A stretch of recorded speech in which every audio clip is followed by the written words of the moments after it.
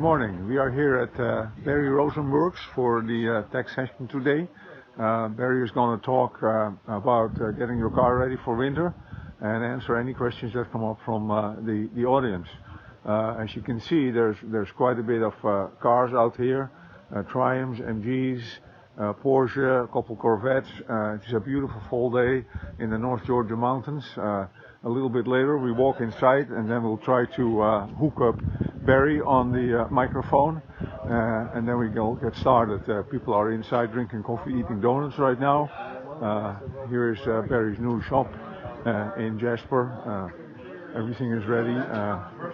We are congregating and socializing and drinking coffee right now.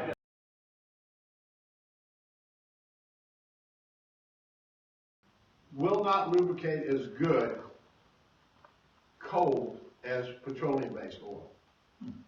And I've always believed him on that. So based on that alone, I don't use synthetics. Synthetics have definitely improved since then. So once your engine is broken in, you can use synthetic as long as it still contains ZDDP. And while we're discussing this, if you're building an engine, don't buy fancy lifters for it. If you're not building a race motor, run the stock B lifter or midget lifter or Triumph lifters. Don't buy the fancy ones that are lightened and drilled for oil drainage and stuff like that. It's a waste of money and they don't last any longer if they last as long as a stock one. And that's from experience.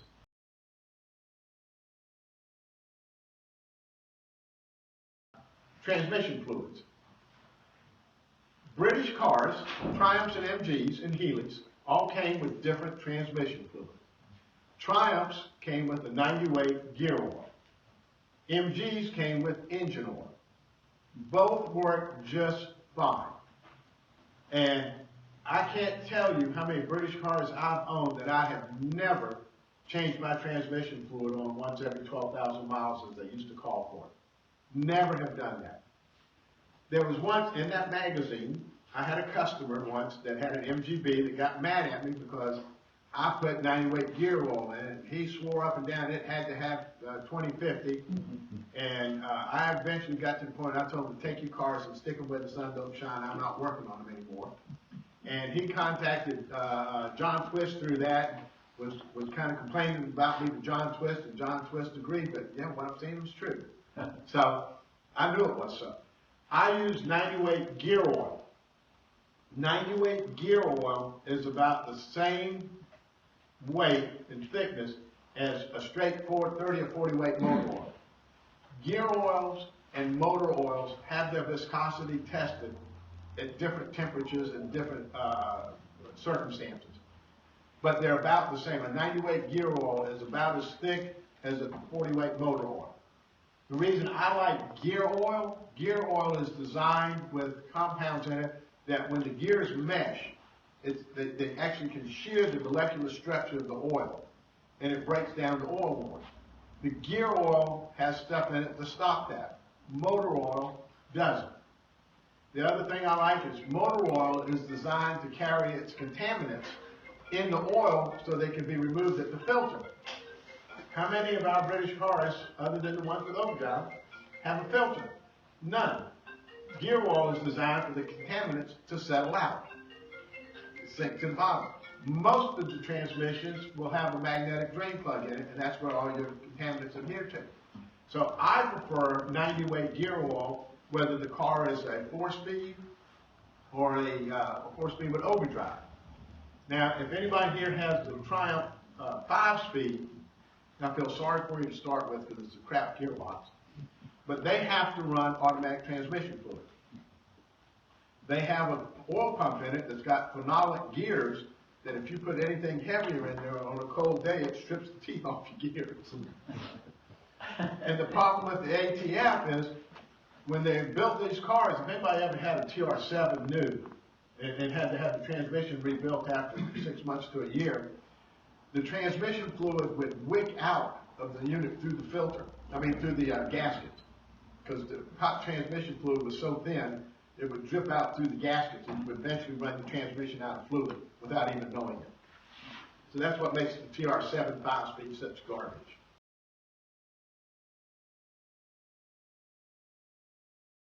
Especially Triumphs with the brass synchros, you have to use a GL4 oil. The other oil that's popular is GL5. GL5 has too much sulfur in it, and somehow or another that attacks the brass. And the rear end too. Yes. Now, the only brass you really have in the differential, and this is bad about MGBs in particular, is they have little cut-type thrust washers. And it will dissolve that, and they'll wear out prematurely. And then you'll get a lot of clunking in the rear end. And it will clunk for 100,000 miles. But people don't like it. But if you use GL5 gear oil in a TR6 or a Spitfire, you're going to be eating up your synchronizers. But now I'm going to be honest. Who's the youngest person in here? I don't think anybody in here is going to live long enough for it to really damage your synchronizers in your lifetime. That's just my way of thinking. But you should be using a GL4 gear oil in your transmission, whether it's overdrive or not. We used the GL4 in the GT6 transmission. It was hard to find. Yeah, it wasn't easy to find. It's not as easy. You can actually get it at O'Reilly's. Yeah, Apple's got it too. Amazon's got it. They can't deliver it though.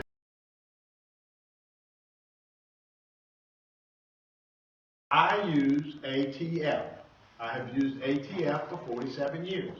In Georgia, in this climate and temperature range, ATF works fine. Does everybody here know what the dash pot does on a British car? You know where you're supposed to put oil in the top? You know why it's there? It serves two purposes. When you're riding down the road, your damper doesn't do this. It acts kind of like a shock. And it acts like a choke, essentially. It allows the mixture to be richer when you accelerate because it reduces how fast that piston comes up. Now, John Twist, I think it was, he puts 90-weight gear oil in a damper. Yeah. I think that's way too thick. What that causes on the acceleration, it makes your mixture richer because the piston is fighting coming up. And it will come up. I mean, I don't care what you put in it, it's coming up. But with the 90 weight, as it reduced to how fast it comes up, you still got that draw of air underneath the piston, so it's sucking in more gas. It's giving you a richer mixture for acceleration. Motor oil, which is actually, I think, what they recommend, if you put motor oil in it, it allows it to come up a little bit faster. But I found that on the majority of the cars that I tune, that automatic transmission fluid works best. On our race cars, we didn't run dampers. We take the thing off, just put the cap in there. Just a little bit of oil for lubrication. Because you're usually running the race car either throttle off or throttle all the way on. So the piston was down or up, it didn't matter. So you can actually, and it's not the easiest thing to change, but you can actually say, well, I'm going to go out and try it. You can put ATF in it and go drive your car a little bit, accelerate it, see how it does, take the pistons out, drain it, put 90-weight gear oil in it, and go drive it and see how much richer it runs. If you are behind a car that has 90-weight gear oil in the dampers, you'll notice how the black smoke comes out when they're accelerating because their car is running richer. And that's why down here, like, I can't imagine how thick that would be on a cold day like today. In Michigan. Their cars are put away by this time. So I've always recommended automatic transmission fluid. You can buy a quart of it and it will last you forever because you don't use that much. Now, you know, it does go away. There's a little hole on the side of the carburetor top, or there's a little hole on the dash pod itself, the plastic cap. That oil, that piston will come up so fast sometimes and hard, it atomizes that oil like a spray bottle. And it'll come out as a fine mist. And that's why you have to periodically top them up. You people with the late model Strombergs on Spitfires and TR6s, you also have a tiny little O-ring in the bottom around the mixture needle that gets hard, and it sucks it down through that too. So you have to replace that tiny little O-ring. My TR6 is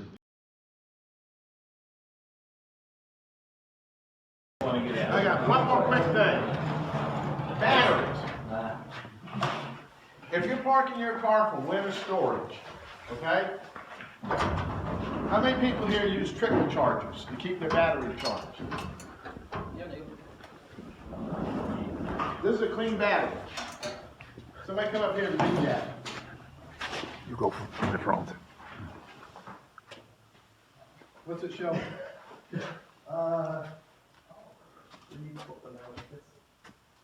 It's got 3.5 volts drain. Look, now what? 9.5. The top of this clean battery has 9-volt drain across the top. Now I'm not touching the two terminals. I'm touching the top of the battery and one terminal. So your battery is sitting out in your car draining while it sits, because the top has just the thinnest film of acid on it.